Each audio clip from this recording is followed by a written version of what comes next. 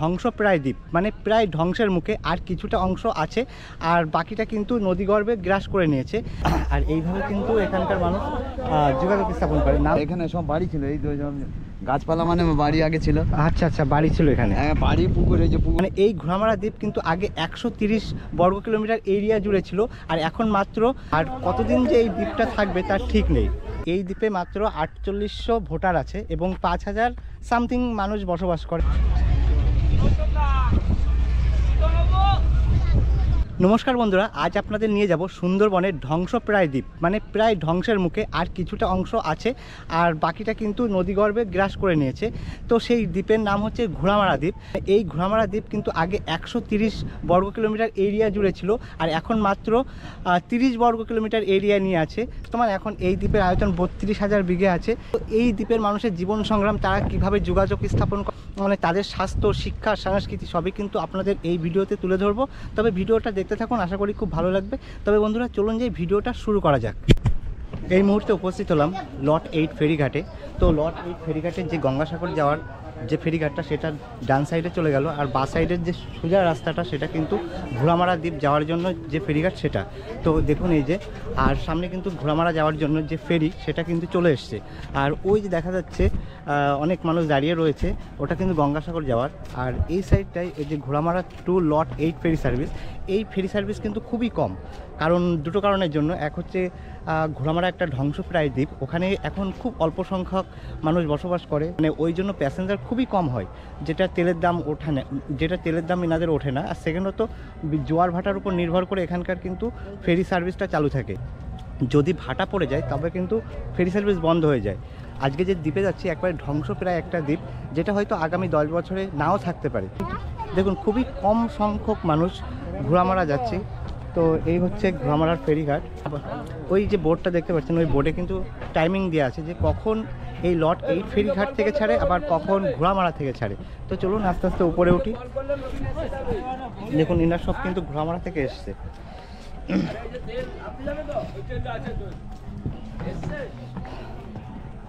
যাত্রী নেই বললেই চলে, এখানে কিন্তু যাত্রী নেই বললেই চলে। আর এটা হচ্ছে কিন্তু মাছ ধরার যে নৌকা, সেটা বলছি, এটা কি মাছ ধরার? তাহলে এটা আচ্ছা আচ্ছা, হ্যাঁ আচ্ছা আচ্ছা আচ্ছা, হ্যাঁ আচ্ছা আচ্ছা। আর এটা হচ্ছে ঘোড়ামারা যাওয়ার জন্য, তাই তো? আর ওই পাশের যে ঘাটটা রয়েছে ওটা গঙ্গাসাগর যাওয়ার জন্য। আচ্ছা, ওটা 8 নম্বর। হ্যাঁ হ্যাঁ, আচ্ছা আচ্ছা। আর হ্যাঁ আচ্ছা, ডিউটি করছেন তাই তো? 108 লিটার হয় সেরকম না, এটা জানতাম না, বিষয়টা জেনে গেলাম। আচ্ছা ঠিক আছে, ভালো লাগলো। ওই আমাদের কাস্টম ডিসপ্লে যে আমাদের এই যে পোর্ট থেকে আসে না, হ্যাঁ হ্যাঁ পোর্ট থেকে, হ্যাঁ কাস্টম আসে হচ্ছে সার্বিয়া। আচ্ছা আচ্ছা, যা আছে ডাব চেক করে, ডাব চেক। আচ্ছা, ডাব চেক কত কি মাল এলো ওরাই জানে, আমরা জানি না। ঠিক আছে, আমরা তো নদীপথের বিষয়টা জানি না, তো ওইটা জেনে গেলাম, অনেক ভালো লাগলো। আচ্ছা ঠিক আছে, ঠিক আছে, ধন্যবাদ অনেক আপনাকে। উপরে হচ্ছে পাইলট, যিনি এই নৌকাটা বা জেটিটাকে নিয়ে যাবে। একটু উপরটা দেখে নিয়ে আসি।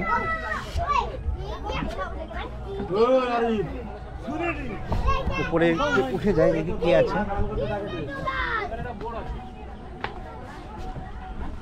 সর্বোচ্চ 100 জন, আর ঝড় হলে পরিষেবা বন্ধ থাকতে পারে।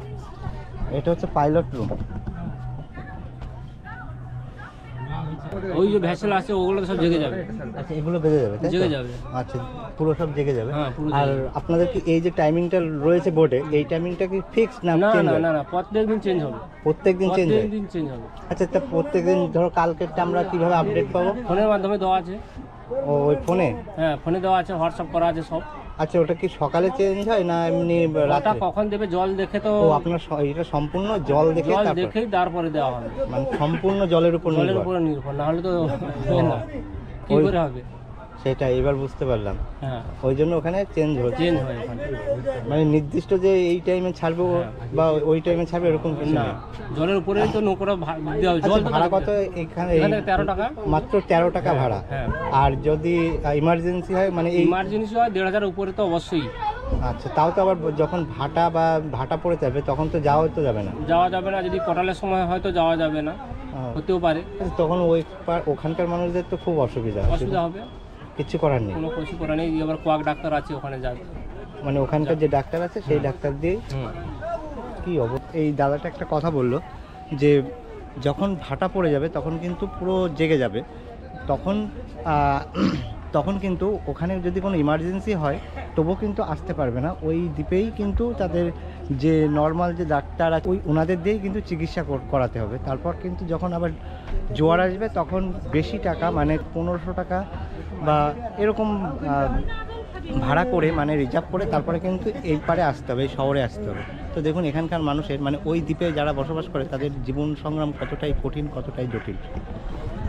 আর দেখতে পাচ্ছি খুব অল্প সংখ্যক প্যাসেঞ্জার নিয়ে কিন্তু এই লট 8 থেকে ভ্রমারায় যেতে হচ্ছে। দাদা একটা কথা, আপনাদের এখানে প্যাসেঞ্জার কেমন হয়?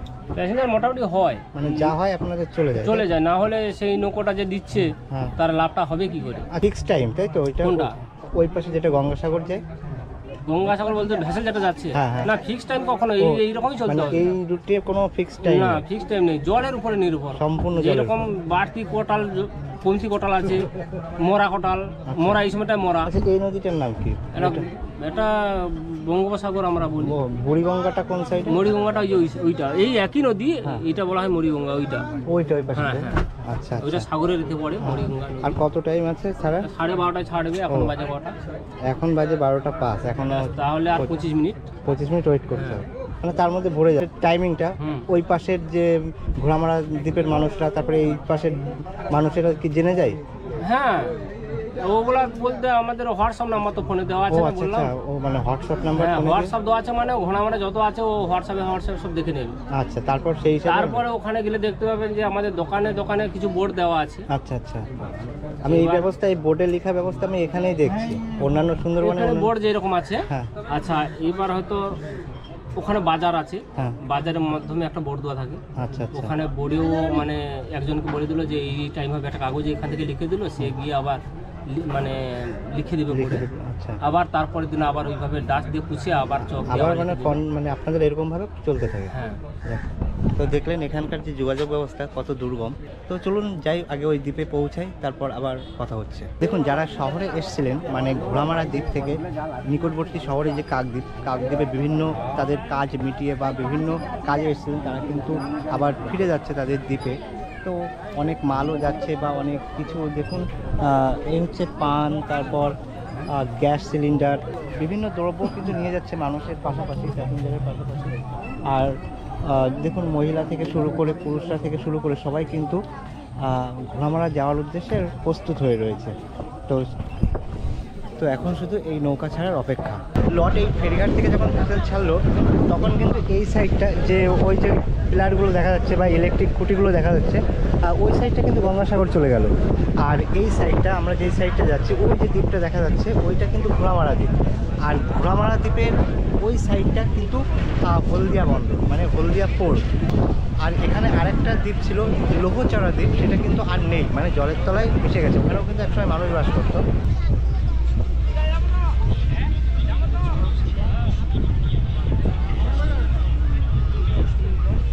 প্রায় 20 মিনিট ধরে বোট চললো, আর 5 মিনিট পর বা 5-7 মিনিট পর কিন্তু আমরা পৌঁছে যাবো সেই ধ্বংসপ্রায় যে দ্বীপ, ঘোড়ামারা দ্বীপ, সেই দ্বীপে কিন্তু পৌঁছে যাবো। আর দেখুন ওই যে দ্বীপের কাছাকাছি প্রায় চলে এসেছি। আর এইদিকে একটা দ্বীপ ছিল যেটা এখন কিন্তু নেই, মানে পুরো জলের তলায় চলে গেছে, সেটা হচ্ছে লৌহচড়া দ্বীপ। তো লৌহচড়া কিন্তু এখন আর নেই। আর এইদিকে কিন্তু হলদিয়া বন্দর এই সাইডে। আর এই যে নদীটা, এই নদীটাকে বুড়িগঙ্গা বলে। আর এই সাইডে কিন্তু পুরো বঙ্গোপসাগর, আর এই দিকে কিন্তু গঙ্গা চলে গেল। আর ওই যে সাইডটা দেখতে পাচ্ছ, মানে একদম এই সাইড, সেটা হচ্ছে গঙ্গাসাগর বা সাগর আইল্যান্ড। তো দেখুন প্রায় চলে এসেছি। তো আরেকটু পরেই নেমে যাব আমরা। তারপর বলছি লোহচড়ার দ্বীপটা কোন সাইডে ছিল? এই সাইডে। ওই দ্বীপ তো নেই এখন, জলের তলায় সম্পূর্ণ। ফাইনালি পৌঁছে গেলাম ঘোড়ামারা দ্বীপে। দেখুন এখানে কিন্তু কোনো ঘাট নেই, যে বাঁধানো ঘাট, কংক্রিট যে বাঁধানো ঘাট কিন্তু এখানে নেই। এইভাবেই কিন্তু এখানকার মানুষরা যোগাযোগ স্থাপন করে। দেখুন কোনো ঘাট নেই কিন্তু। আর এখানে একটা জিনিস আছে, এই দ্বীপে এসে একটা জিনিস দেখতে গেলাম, এখানে মানে গঙ্গাসাগর হোক বা এই ঘোড়ামারা হোক, এই সাইডে কিন্তু পলিথিন একেবারে নিষিদ্ধ। তো দেখুন এইভাবে কিন্তু এখানকার মানুষ যোগাযোগ স্থাপন করে। সবাই নামার জন্য ব্যস্ত।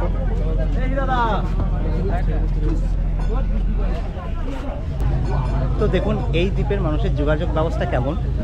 এই যে কিন্তু নৌকাটা এসে থামলো বা জেটিটা এসে থামলো, আর এইভাবে কিন্তু এখানকার মানুষ যোগাযোগ স্থাপন করে, নামছে দেখুন, মানে কত রিস্ক। আর এই দ্বীপ এত পরিমাণে ভাঙছে দেখুন, এত পরিমাণে ভাঙছে, আর কতদিন যে এই দ্বীপটা থাকবে তার ঠিক নেই। মানে এই দ্বীপে কিন্তু একসময় অনেক মানুষ বসবাস করতো, কিন্তু এখন খুব অল্প সংখ্যক মানুষ বসবাস করে। দেখুন কিভাবে নামছে।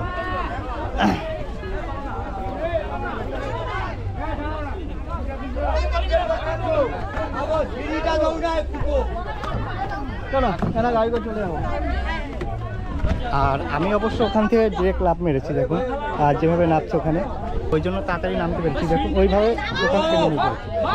আর এখানে দেখুন ভাঙন দেখুন, মানে এই দ্বীপে কিন্তু কোনো ঘাট নেই, মানে বাঁধানো ঘাট নেই।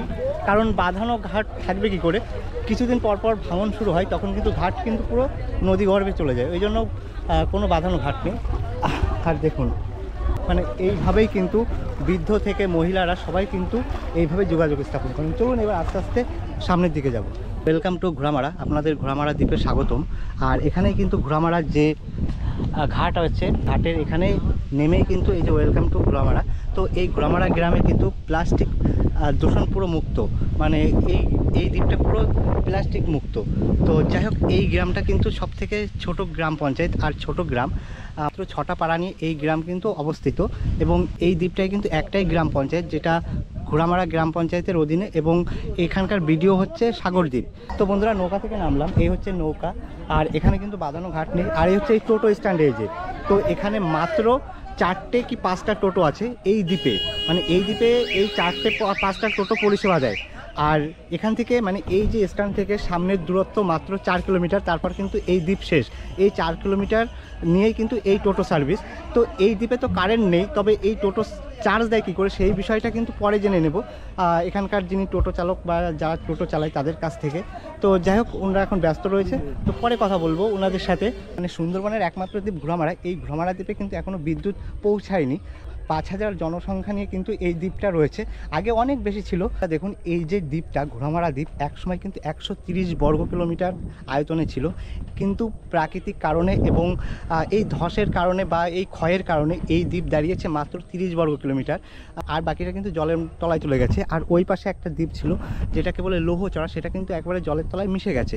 আর এই ঘোড়ামারা দ্বীপ যে কতদিন থাকবে তারও কিন্তু ঠিক নেই, মানে প্রতি অমাবস্যা কোটালের সময় প্রায় 2 মিটার করে কিন্তু দ্বীপ জলের নিচে চলে যায় পর্যন্ত যাও। হ্যাঁ, তো ওই জায়গা থেকে দেখা ছিল জায়গাটা কিন্তু সুন্দর, কিন্তু যা অবস্থা পরিস্থিতি এখানে, তো এখানে তো একমাত্র মনে হয় সুন্দরবনের সব জায়গায় কারেন্ট পৌঁছে গেছে, এই জায়গায় শুধু কারেন্ট নেই। কারেন্ট নেই তবু। আচ্ছা, আমার একটা প্রশ্ন, এই যে টোটো রয়েছে দেখলাম, তো এই টোটো তো চার্জ দিতে হয়, এই মেশিন সব ঘরে ঘরে মেশিন কিনছে। ও মানে জেনারেটরের মাধ্যমে চার্জ দিয়ে এই টোটো ব্যক্তিগতভাবে টোটো কিনেছি, ব্যক্তিগতভাবে জেনারেটর নিয়ে ওদের বাড়িতে চার্জ করে। কারণ পরিকল্পনা বলতে গেলে দূর থেকে কোনো কারেন্ট নেই, কোনো কারেন্ট নেই, ওনার ব্যক্তিগতভাবে গাড়ি কিনেছে সব করে। এটা দিচ্ছে, এটা প্রজেক্ট। আচ্ছা, এইটা এই কারেন্টের ব্যবস্থা যেটা আমাদের ঘোড়ামারাতে অ্যাকচুয়ালি এটা প্রজেক্ট থেকে সোলার প্রজেক্টটা, এটা ঘরে ঘরে বলা যায়, যেটা 1 ঘন্টা করে, এটা কতদিন বন্ধ, দুর্গাপূজার পরে 1 ঘন্টা করে কারেন্ট আমাদের এখানে। আচ্ছা, আপনাদের যে গ্রাম পঞ্চায়েত, মানে এ তো সব থেকে ছোট গ্রাম পঞ্চায়েত, মাত্র 4টে মনে হয় এখানে পাড়া আছে, 4টে বুথ আছে, পাড়া হচ্ছে 6টা, আর পাড়া মনে হয় 6টা শুনছিলাম, আর 4টে বুথ আছে, 4টে বুথে 800, ধরো না 800ই ভোটার আছে, 800, আর জনসংখ্যা ধরতে গেলে অনেক 5000 শুনছিলাম। আরো বেশি আছে, নাম আরো বেশি আছে। আচ্ছা, আর একটা জিনিস শুনছিলাম যে প্রত্যেক অমাবস্যাতে কোটালের সময় জল ঢোকে, বা চানের জল যাকে বলা যায়, ঘোড়ামারাতে আমরা থেকে ওটা আমাদের চানের জল। আচ্ছা, আপনারা তো এখানে থাকেন, তো এখানে তো থাকাও তো যে কোনো সময়, যেরকম যে কোনো সময় তো এই চর ডুবে যেতে পারে, এখান থেকে আমরা তো কিছু করার নেই, আমরা যেতে পারছি না, আমাদের কিছু নেই, তো থাকতে পারি না আমরা বাইরে, আমাদের কিচ্ছু এখান নেই, ছেড়ে। আমাদের এই করলে দেশটা এত সুন্দর, এই জায়গাটা, তাই তো? এই হ্যাঁ, জায়গাটা- দেখতে সুন্দর, কিন্তু কোনো পরিস্থিতির শিকার হলে আসার সময় সরকার যখন যেটা করবে সেইটা না আসার সময় দেখুন আপনাদের যদি এই ফেরি ছাড়া ওই ফেরি মানে হলে যে- কি হয়েছে, জেটি ছাড়া ঝড়, যদি- বৃষ্টি, ঢেউ ঢাকরা যাই হবে হ্যাঁ। তাই আমরা যাবো। না, আমার প্রশ্ন হচ্ছে যদি ইমার্জেন্সি রাতে কোনো কারোর অসুবিধা হয়, হ্যাঁ, কোনো ব্যবস্থা আছে। ও, আবার বলছিল যে যদি চর পড়ে যায় তাহলে যাওয়া যায় না, পুরো ফেরি বন্ধ থাকে। না না, বন্ধ থাকে না, বন্ধ না, থাকে বন্ধ কিন্তু থাকে তবু না, weather রুগী খারাপ কেউ হলে থাকে না এখানে, গভর্নমেন্ট থেকে বন্ধ করে রুগী ঠিক চলে যায়। রোগী ঠিক বেরিয়ে যায়। হ্যাঁ, না, এটাই ভাবছিলাম যে অসুবিধা হতেই পারে, তখন তো একটা ব্যবস্থা না থাকলে তাহলে এখানকার মানুষের বাঁচবে। না না, এখনো সেরকম মারা যেতে অতিরিক্ত পারে, তুমি যেটা কোনো গঙ্গাসাগরের হলে তুমি মরবে নাকি বাদ দেবো? গঙ্গাসাগর থেকে যেটা পার করতে গেলে যদি ওয়েদার খারাপ হয়, না পার করতে বলে মারা যাবে। থেকে যে বাংলাদেশি জাহাজ যাচ্ছে হ্যাঁ, ওরাই খারাপই করে দিচ্ছে আমাদের মানে একে ভারতকে। ও আচ্ছা, যাই তাহলে একটু সামনেতে ঘুরে আসি। আর এটা আপনাদের বাড়ি? না না না না, ওইটা ওনার এটা আমার ভাইয়ের ভাইয়ের বাড়ি। বাড়ি। আচ্ছা আচ্ছা, কি ঘর দোর ছিল সব চলে গেছে? এই তো এইখানে ঘর, এইখানে ঘর, এইখানে ঘর, হাই সেইখানে ঘর, সেইখানটায় তিনটে ঘর ছিল। এই ধানটাই যে গটে কেমন আছো? তিনটে ঘর ছিল, হাই সেইখান থেকে ঘর, এটা ঘর ছিল সব। সকালে এলাম, তাহলে আসছি একটু সামনেতে ঘুরে আসি। হ্যাঁ হ্যাঁ। তো দেখুন এখানে কি পরিস্থিতি, যে এই দিকে কিন্তু ঘর ছিল, সেই ঘর কিন্তু এখন নেই, নদী গর্ভে চলে গেছে। ওনারা এই দিকে এসে সেই ঘর মানে সেই ঘরটা আবার পুনরায় মানে নতুন করে বেঁধেছে।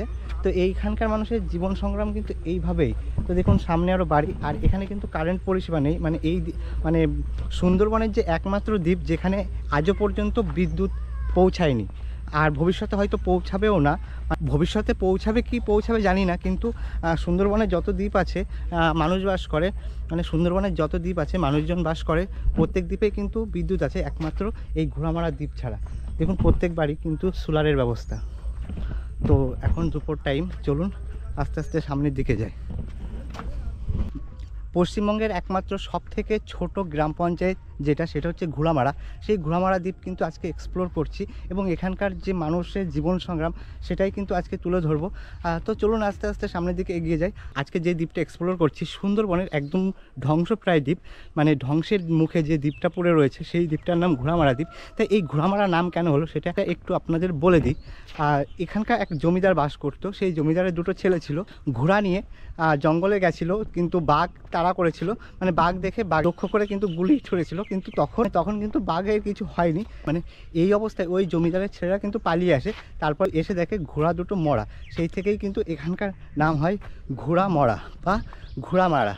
ঘোড়ামারা নামের পিছনে আর একটা কারণ আছে, সেটা হলো মানে যখন ইংরেজ সাহেবরা এই দ্বীপে আসতেন তখন এই দ্বীপটা ঘুরে দেখার জন্য ঘোড়া এনে রাখতেন, সেই ঘোড়ায় করে কিন্তু এই দ্বীপটা ঘুরে দেখতেন। কিন্তু সেই সময় এই দ্বীপটা ছিল অনেক বড়, আগের কালে এই দ্বীপটা ছোট হয়ে গেছে, সেই দ্বীপটা কিন্তু তখন বড় ছিল, খুবই বড় ছিল। তাই এই দ্বীপটা ঘুরে দেখার জন্য মানে ইংরেজ সাহেবরা ঘোড়ায় করে ঘুরে দেখতো, এবং এক জায়গায় ঘোড়াটা বেঁধে রেখে কোনো কাজ করতে গেছিলেন, এসে দেখে বাঘে ঘোড়া দুটো মেরে দিয়েছে, তো সেই থেকে নাম হয় কিন্তু ঘোড়ামারা।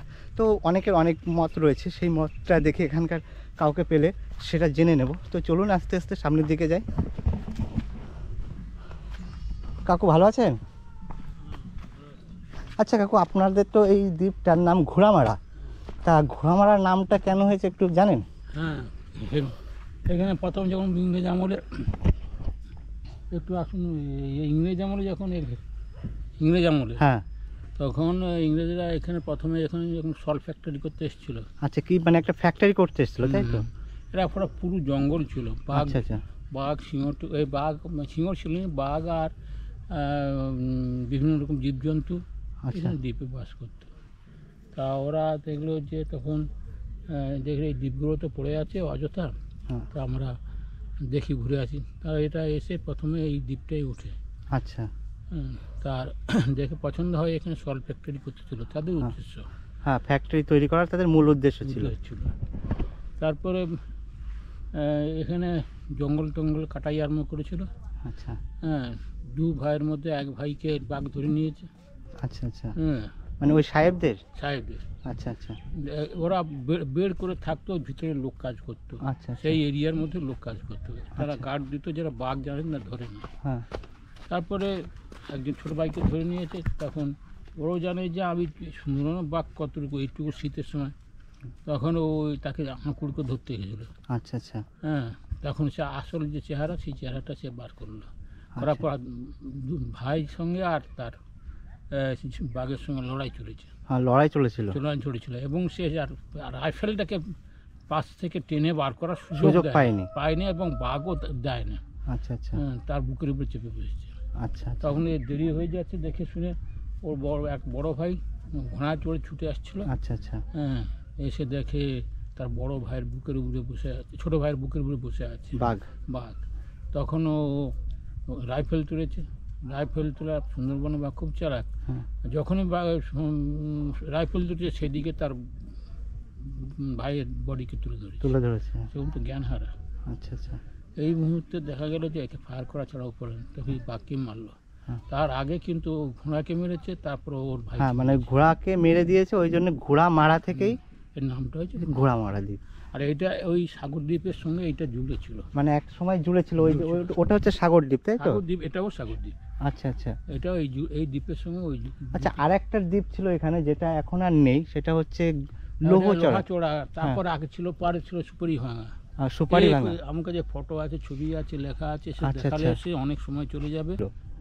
আপনি তো যেটা জানছেন জেনেছেন, আমি এটা লিখে প্রধানমন্ত্রী প্রণববাবুকে ওর চিঠি লিখেছি। আচ্ছা আচ্ছা, হ্যাঁ, ইংরেজিতে লিখেছি, বাংলায়ও লিখেছি এবং লিখেও তার কোনো ওই উত্তর দিয়েছে, আপনি chief secretary of West Bengal, ওর সঙ্গে যোগ কথাবার্তা বলুন।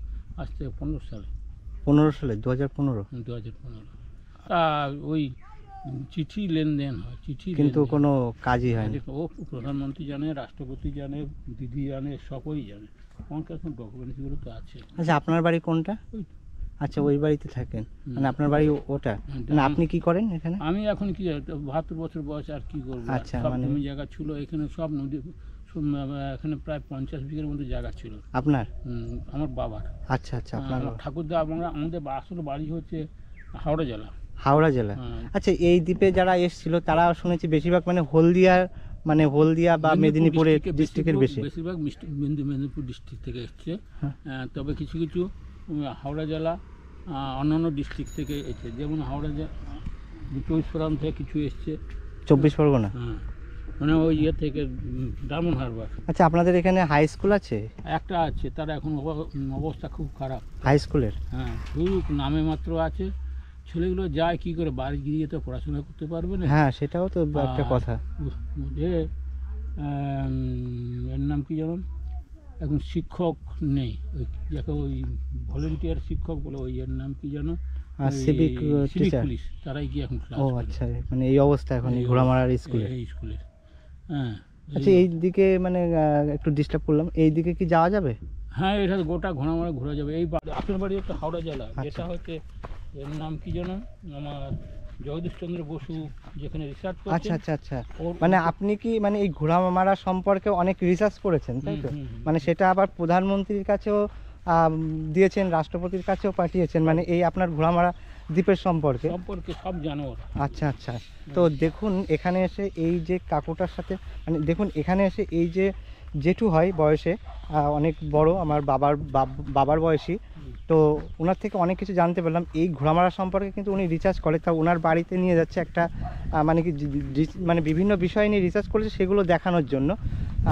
দেখুন ঘোড়ামারা দ্বীপে কিন্তু এই যে ওনার বাড়ি, এই বাড়িটা তো। আচ্ছা, আপনার বাড়িতে এখন বর্তমানে কে কে আছে? আমি বিয়ে করি না, ব্যাচেলার লোক। আপনি ব্যাচেলার লোক? আমার ভাইটা এইগুলো আছে, তারা ওখান থেকে এই ভাঙন দেখে ওরা ওধারে মানে অন্য জায়গায় চলে গেছে, কাক দিবে গেছে। আচ্ছা, আর একজন যে এখানটা আছে, আর রান্না বান্না করে যা দেয় ওকে, ওই সেই খায়। ও, সেইভাবে আপনার চলে। আপনি বিয়েই করেননি? না, মানে আর টিউশনি করতাম, লেখাপড়া করতাম, জমি জায়গা ছিল কোনো। আচ্ছা, আপনি পড়াশোনা কোন পর্যন্ত করেছেন? আমি এখানে আমরা 73 সালে সায়েন্স নিয়ে 73 সালে সায়েন্স নিয়ে পড়ে, সায়েন্স নিয়ে কাকদ্বীপ ওই যে আদর্শ বিদ্যা মন্দির, হ্যাঁ, ওইখানে পড়াশোনা করেছিলাম। বাহ, সায়েন্স নিয়ে। দেখুন মানে ওইজন মানে উনি কিন্তু এই ঘোড়ামারা দ্বীপ নিয়ে প্রচুর পরিমাণে রিসার্চ করেছে, অনেক কিছু তথ্যও বের করেছে, সেগুলো পাবলিশ করেছে। মন্ত্রীকে চিঠি দেবেন আপনি? হ্যাঁ, এই যে ইংল্যান্ড পাঠিয়ে। আচ্ছা আচ্ছা, এই ডকুমেন্টসগুলো অনেক চিঠি আছে, চিঠি আছে, ফটো আছে। না ঠিক আছে, আচ্ছা, ধন্যবাদ অনেক। এই লিখুন এই সমস্ত লেখা মানে এইগুলো আপনারা মানে মাকড়সার জাল মানে ভারত পুরোটাই বিস্তারিত লিখেছেন এটা, তাই তো? এটা বর্তমান পরিবেশ পরিস্থিতি যা চলেছে এখন এখন মানে সেটা আপনি তুলে ধরবেন, তাই তো? তুলে ধরেছি, ধরবো, তুলে দিয়েছে, মানে- চলে গেছে এগুলো। আচ্ছা, এগুলো চলে গেছে এই যে সালটা দেখুন না নিচে 7/4/22 তো দেখুন এগুলো কিন্তু উনি পাঠিয়েছেন, মানে ওনাতে কি কি আছে, আপনি কি কি বিষয় তুলে ধরেছেন? ছবি তুলে পাবেন। এই যে এখানটা ওখানে ঘোড়ামারা ভাঙন, হ্যাঁ, প্লাস এছাড়াও যে সমাজের পরিবেশ পরিস্থিতি, হ্যাঁ, সেই সমস্ত, মানে এই যে অসুস্থ সমাজ, হুম, আচ্ছা, এই যে- পুরোটা লিখে ধরেছেন। হুম। বাহ, হয়তো আপনার ছবি তোলার মতন পজিশন নেই আপনার মনে হয়। ছবি? হ্যাঁ, ফোন আছে। আর ফোন তুলে নিতে পারেন আচ্ছা আচ্ছা আচ্ছা, এক মিনিট, ভালো। দেওয়ার মতন এখন আমি করিনি। আরও অনেক কিছু কাগজপত্র আছে। আমি তাহলে এক সময় আসবো, হ্যাঁ, এসে আচ্ছা, আপনার সঙ্গে অনেক সময় কাটবো। ফার্স্ট সকালে আসবো। আচ্ছা, তুলেছেন? হ্যাঁ, এটা তোলা হয়ে গেছে। হয়ে গেছে? এই জেঠু যে ডকুমেন্টস পাঠিয়েছিল মানে ঘোড়ামারা সম্পর্কে, মানে তাদের অসুবিধা সুবিধা বিস্তারিত কিন্তু পাঠিয়েছিল, সেটা প্রধানমন্ত্রী এবং রাষ্ট্রপতি, তাই তো? হুম, হুম। এই কিন্তু তার প্রমাণ। হুম। এটা হচ্ছে প্রেসিডেন্ট, আর এটা হচ্ছে প্রাইম মিনিস্টার, আর এটা হচ্ছে আছে assistant chief minister. Assistant chief minister, হ্যাঁ, চিফ মানে জাহাজ মন্ত্রী। ও মানে এটা হচ্ছে জাহাজ মন্ত্রী, চিফ মিনিস্টার। উনি কিন্তু পাঠিয়েছে এই ঘোড়ামারা সম্পর্কে কিন্তু অনেক রিসার্চও করেছেন। হ্যাঁ, এই যে হচ্ছে মানে prime minister. Prime minister of India. হুম। তো যাই হোক, খুব ভালো লাগলো মানে ওনার থেকে জানতে পেরে। আরও সময় থাকলে আরও অনেক কিছু জানতে পারতাম, কিন্তু অন্য একদিন আসবো, এসে আপনার সঙ্গে বিস্তারিতভাবে একটু আলোচনা করব। আমরা রেডি হয়েছি আজকের ওই যে বক্তব্য রাখলেন, এই যে আমি রেডি হয়েছি, এটা এগুলো কার্ড দিয়ে এই দুটো ছবিগুলো জেরক্স করে আবার পাঠাবো। আচ্ছা, কাল আচ্ছা, পরশুর মধ্যে পাঠাবেন, তাই তো? দেখুন উনি কিন্তু যে ঘরে বাস করে সে ঘরটা দেখুন, মানে কোন দুর্গম জায়গায়, ঘরটাও কিন্তু খুব দুর্গমভাবে উনি বাস করেন। এবং এই যে দ্বীপ, ঘোড়ামারা দ্বীপ, যেটা প্রায় ধ্বংসের মুখে, সেই দ্বীপ সম্পর্কেও কিন্তু ভালো মানে বিভিন্ন যে অসুবিধা সেগুলো কিন্তু শুধু করে না, সেগুলো কিন্তু prime minister, government of India এবং মানে ইন্ডিয়ার যে প্রেসিডেন্ট, ওনাদের কাছেও কিন্তু চিঠি করেছে এবং সেগুলো তুলে ধরেছে। আর যাই হোক, এবার একটু সামনের দিকে একটু ঘুরে আসি, আপনার সাথে অন্য দিন এসে একটু কথা বলবো। আপনি খুব ভালো লাগলো, খুব ভালো থাকবেন। আচ্ছা, আর ইয়ে মেরা বলতে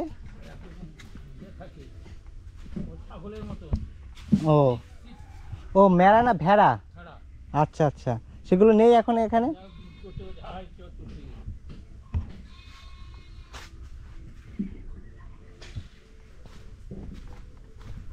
আপনাদের বাড়ি এইটা নাকি কাকু?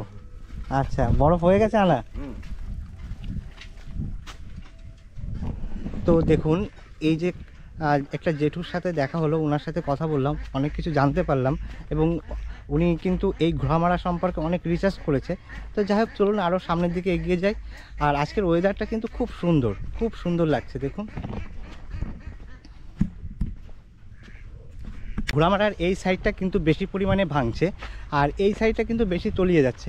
আর সামনের দিকে দেখুন কি অবস্থা, এবং এই পাড় কিন্তু বাঁধানো, তবুও কিন্তু যখন কোটাল হয় কিংবা আমাবস্যার সময় অনেকটা করেই কিন্তু এই দ্বীপ তলিয়ে যাচ্ছে, মানে জলের নিচে চলে যাচ্ছে।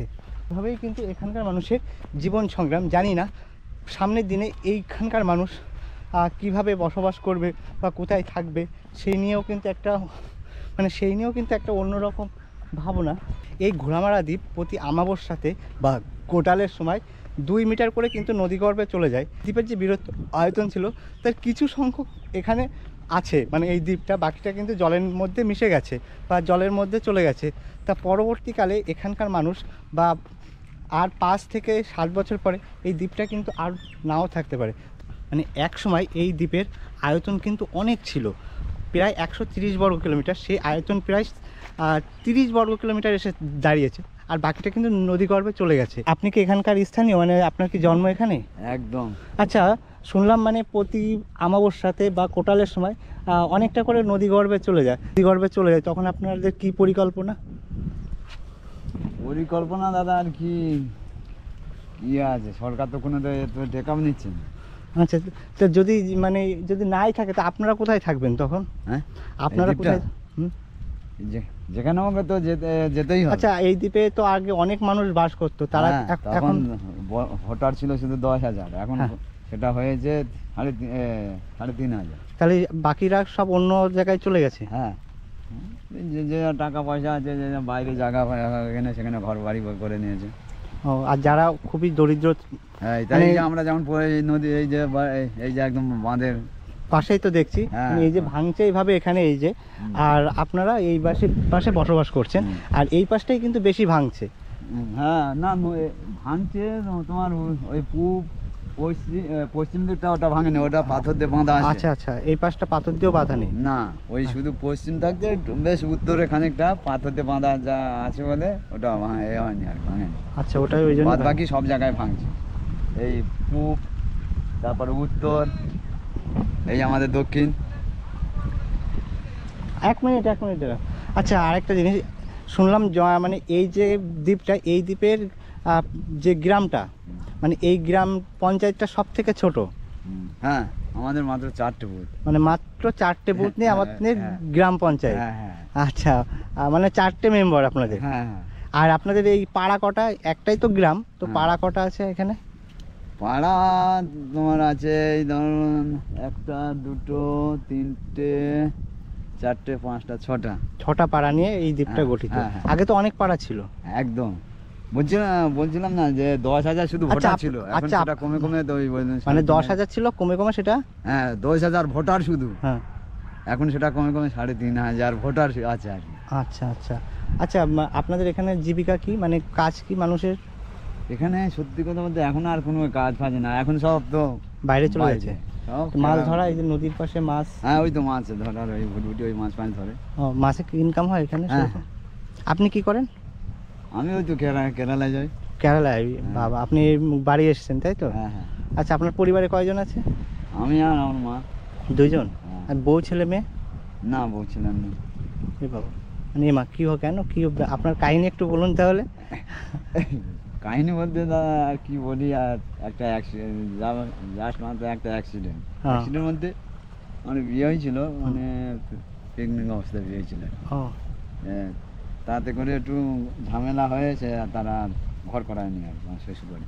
ও আচ্ছা আচ্ছা। তারা একটু আবার মন মাতালে তাদের ভালোভাবে বললাম যে বিষয়টা জানালাম, হ্যাঁ। তারা আবার সেটাকে তালকে তিল পাকিয়ে দিয়ে তারপর থেকে আপনি আর বিয়েই করেন না না? না না।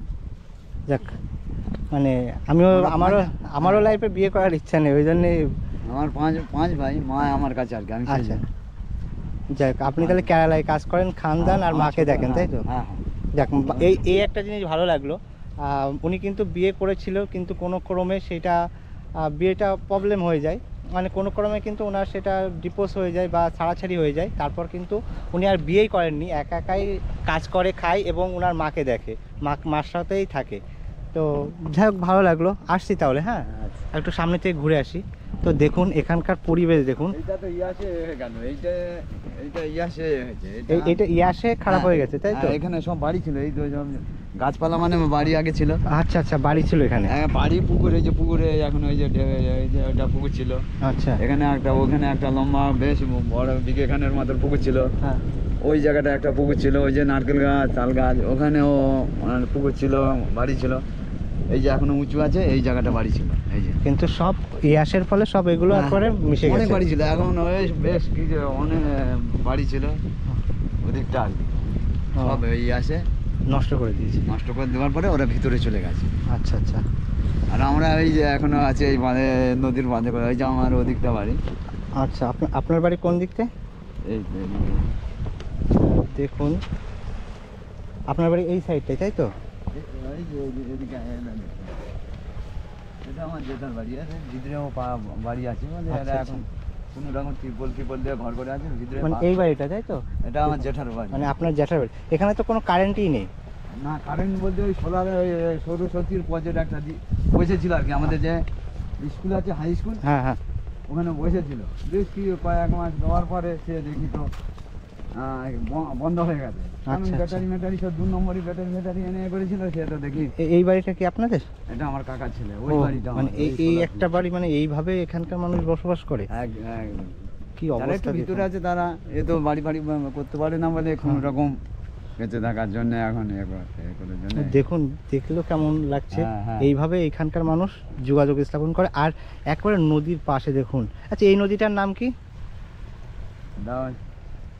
এটা হচ্ছে হুগলি নদী। হুগলি নদী। আর বুড়িগঙ্গা হচ্ছে এই সাইডেরটা। হ্যাঁ হ্যাঁ। তো যাই হোক, একটু আসি নিচে। তো বন্ধুরা, এই যে জায়গা দেখছেন, এই যে গাছগুলো দেখছেন, এখানে কিন্তু আগে বাড়ি ঘর দর ছিল, কিন্তু যখন আয়লা হয়েছিল, আয়লার সময় কিন্তু এখানে পুরো জলে প্লাবিত হয়ে যায় এবং এই জায়গাটা কিন্তু ভেঙে নদীগর্ভে চলে যায়। তারপর কিন্তু এখানে কিছু মানুষ অন্যত্রে চলে গেছে, আর কিছু মানুষ এইদিকে বসবাস করছে। মানে যারা অতি দরিদ্রতার সঙ্গে বসবাস করে তারা কিন্তু ওই সাইডে সরে গেছে, আর যারা একটু মানে অর্থশীল আছে তারা অন্যান্য দ্বীপে চলে গেছে বা শহরের দিকে চলে গেছে। আচ্ছা, এখানে একটা জিনিস শুনছিলাম যে ঘোড়ামারা দ্বীপটা আগে অনেক বড় ছিল। হ্যাঁ, এখন মানে অর্ধেকের অর্ধেক হয়ে গেছে। ঘোড়ামারা দ্বীপ 3 ভাগ খুঁয়ে গেছে, 4 ভাগে 3 ভাগ খুঁয়ে গেছে, 1 ভাগই মানে রয়েছে। ছোট ভাগটাই রয়েছে। হ্যাঁ, বড় ভাগগুলোই চলে গেছে। আচ্ছা, তা আপনাদের তো এই যে থাকেন, যে কোনো সময় তো ডুবে যেতে পারে। হ্যাঁ, ডুবে যায় তো। যেমন ইয়াসের সময়, হ্যাঁ, ইয়াসের সময় প্রচন্ড ক্ষতি। এই রাস্তার উপরে 1 মানুষ জল। এই রাস্তার উপরে? হ্যাঁ। আচ্ছা, ইয়াসের সময় আপনারা কোথায় ছিলেন? ওই ট্যাঙ্ক পাড়ে কেউ ছিল, কেউ ফ্ল্যাট সেন্টারে মানে ছিল। এই দ্বীপেই ছিলেন? এই দ্বীপে ফ্ল্যাট সেন্টার আছে? হ্যাঁ, ফ্ল্যাট সেন্টার রয়েছে, ট্যাঙ্ক পাড় রয়েছে, আচ্ছা, বহুত উঁচু, ব্রিটিশ আমলে পুকুর ওটা। ওটা ব্রিটিশ আমলের? হ্যাঁ, ব্রিটিশদের খনন করা পুকুর একদম। আচ্ছা আচ্ছা ওখান থেকে জল ব্যবহার করতো আগে মানুষ। আচ্ছা আচ্ছা। কোনো ঝড় বৃষ্টি বা বিভিন্ন প্রাকৃতিক দুর্যোগ আছে, তাহলে আপনারা কিভাবে বুঝতে পারেন? ওই খবরের মাধ্যমে বুঝতে হয় আমাদের। আচ্ছা। আর টিভি আছে অনেক বাড়ি। ও, মানে বিচ্ছিন্ন একটা দ্বীপ এটা। তো এই বিচ্ছিন্ন দ্বীপে যখন কোনো ঝড় বৃষ্টি বা কোনো আবহাওয়া বা কোনো প্রাকৃতিক দুর্যোগ আছে, কিন্তু ওনাদের পঞ্চায়েত থেকে কিন্তু মাইকিং করে দেয়, তাই তো? মাইকিং করে দেয়। এবার কোনো সময় সরিয়ে নিয়ে যে ফ্ল্যাট সেন্টারে রাখি। মানে এটা পুরো পঞ্চায়েত থেকেই করে? হ্যাঁ হ্যাঁ হ্যাঁ। ব্যাপারটা কি, যে নদী চলে এসছে কাছাকাছি, কলটাকে একটু দূরত্ব যদি না বসানো হয়, তা আবার নদীর গর্ভে চলে ও, যায়। ওই জন্য কলটা একটু একটু দূরে সরিয়ে রাখা বসানো হয়েছে, যে একটা বাউন্ডারি জন্য। রাস্তার পাশে বসানো? না, রাস্তার পাশে বসালে যেই বাউন্ডারি চলে আসবে, একটু ভিতরে রাখলে একটা বাউন্ডারি ওর ভিতর দিয়ে যেন চলে যেতে পারে, সেইভাবে। ও বিশাল বাজে অবস্থা কলে। তো দেখুন, কলটা কিন্তু একটু দূরে বসানো রাস্তা থেকে, কারণ যে কোনো মুহূর্তে ওই বাউন্ডারি থেকে কলটা নদীগর্ভে চলে যেতে পারে। ওই জন্য কলটাও কিন্তু সেই প্ল্যানিং অনুযায়ী একটু ভিতরে বসানো, তাই তো? হ্যাঁ, দুর্গাপুর এরা সমস্ত এই সোলার প্রজেক্ট। হ্যাঁ, এই প্রজেক্টগুলো মানে আপনাদের দ্বীপে তো কারেন্ট নেই, না, সেই সোলার প্রজেক্টগুলো ওনারা করেছে, তাই তো? প্রজেক্ট করেছিল। আচ্ছা। প্রজেক্টটা সমস্যা হয়ে গেছে, যার কারণে ব্যাটারিগুলো আবার গেছে। 3 মাস পরে আবার ব্যাটারিগুলো দেবে বলেছে, দিয়ে আবার কারেন্ট চলবে। আচ্ছা আচ্ছা। আর এই যে তারগুলো, এইগুলো কিসের তার? কারেন্ট? ওই যে সোলারের, মানে কারেন্টের তার ওটা। ও, মানে এইটা সোলারের কারেন্টের তার? হ্যাঁ। বৈদ্যুতিক তার না? না না না না, বিদ্যুৎই, এটা সোলার বিদ্যুৎ। সোলার বিদ্যুৎ। হ্যাঁ হ্যাঁ, তাপ বিদ্যুৎ, সোলার বিদ্যুৎ। ওই হাই স্কুল গ্রাউন্ডের মধ্যেই প্রজেক্টটা রয়েছে। আচ্ছা আচ্ছা। ওখানে ফ্ল্যাট সেন্টার, ওখানেই পঞ্চায়েত, ওই কাছাকাছি সব কিছু ওই এরিয়ার মধ্যে। তাহলে এই যে আপনাদের তো পুরো এই ইসের উপর, মানে এই ভ্যাসালের উপর ডিপেন্ড, তাই তো? যেই কয়বার আসবে সেই কয়বার প্যাসেঞ্জার পাবেন, না হলে না না। দেখুন, এই হচ্ছে ঘোড়ামারা দ্বীপের যে ফেরিঘাট থেকে নেমেই কিন্তু এই হচ্ছে টোটো স্ট্যান্ড। তো আপনাদের এখানে দূরত্ব কত টোটোর? 3 কিলোমিটার। মাত্র 3 কিলোমিটার, তাই তো? আচ্ছা কাকু, আমার একটা প্রশ্ন। এই দ্বীপে দেখলাম কারেন্ট নেই, তা আপনারা কিভাবে এই টোটো চার্জ দেন? টোটো জেনারেটরের সাহায্যে চার্জ দেওয়া হয়। ও, মানে যাদের বাড়ি টোটো আছে তাদের জেনারেটর আছে, তাই তো? ওই জেনারেটরের মাধ্যমে চার্জ দিয়ে আপনারা টোটো চালান? হ্যাঁ। আচ্ছা। আর দেখলাম প্যাসেঞ্জারও তো বেশি না, মানে যখন এই মানে কখন প্যাসেঞ্জারটা বেশি হয়? ওই নৌকা আসলে প্যাসেঞ্জারটা হয়, আচ্ছা। এছাড়া অন্য কোনো ইনকাম নেই এখানে। মানে ওই এক ভ্যাসেলের সঙ্গে যে কানেক্টিং, তাই তো? তাছাড়া এমনি কোনো ইনকাম না নেই? না। যখন ভ্যাসেল আসে তখন যারা আসে মানে প্যাসেঞ্জার, সেই প্যাসেঞ্জারের উপর নির্ভর করেই কিন্তু এনাদের চলে, তাই তো? একদম। হ্যাঁ হ্যাঁ হ্যাঁ হ্যাঁ। আচ্ছা। যাক, ভালো লাগলো অনেক, এইটা জানার ছিল। মানে আর মেন হচ্ছে আপনারা এর বাড়ির টোটো আছে তারাই জেনারেটারে। আপনাদের মানে ভাড়া কত এই 3 কিলোমিটারে? 3 কিলোমিটার একদম 20 টাকা ভাড়া রয়েছে। আচ্ছা, আর কটা টোটো আছে আপনাদের এই দ্বীপে? 6খানা টোটো রয়েছে। 6খানা মাত্র? হ্যাঁ। তো দেখুন, এই একটা ইউনিক বিষয়, কিন্তু এই দ্বীপে মাত্র 6টা টোটো আছে। মানে এই দ্বীপে ইলেকট্রিসিটি নেই, কিন্তু 6টা টোটো আছে, আর 6 জনের বাড়িতেই জেনারেটার। যাক, ভালো লাগলো, এই জিনিসটা অজানা ছিল, জেনে গেলাম। খরচ তো অনেক বেশি, টোটো করলেই জেনারেটর করতে হবে। খরচ বাদ দিয়ে তারপরে আপনারা লাভের মুখ দেখেন। এই যে দ্বীপ, ঘোড়ামারা দ্বীপ, এই দ্বীপের মানুষের জীবন সংগ্রাম কত কঠিন। মানে আমরা যেরকম শহরে টোটো চালাই, ইলেকট্রিক চার্জ দিই, চার্জ হয়ে যায়, বেরিয়ে পড়ি। এখানে কিন্তু না, সেটা না।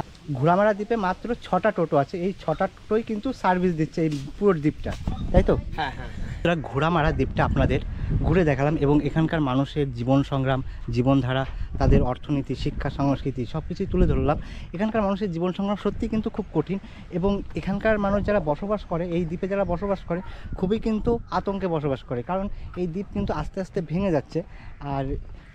আর হয়তো 10 বছর পরে এই দ্বীপ নাও আর 10 বছর পরে হয়তো এই দ্বীপ নাও থাকতে পারে। যদিও ভ্রমণ পিপাসু হয়ে এই দ্বীপের একটা স্মৃতি রেখে গেলাম এখানে। তো যাই হোক, ভিডিওটা কেমন হয়েছে অবশ্যই কমেন্ট করে বলবেন, ভালো লাগলে একটা লাইক করবেন, আর আপনি যদি নতুন হন অবশ্যই একটা সাবস্ক্রাইব করে পাশে থাকবেন।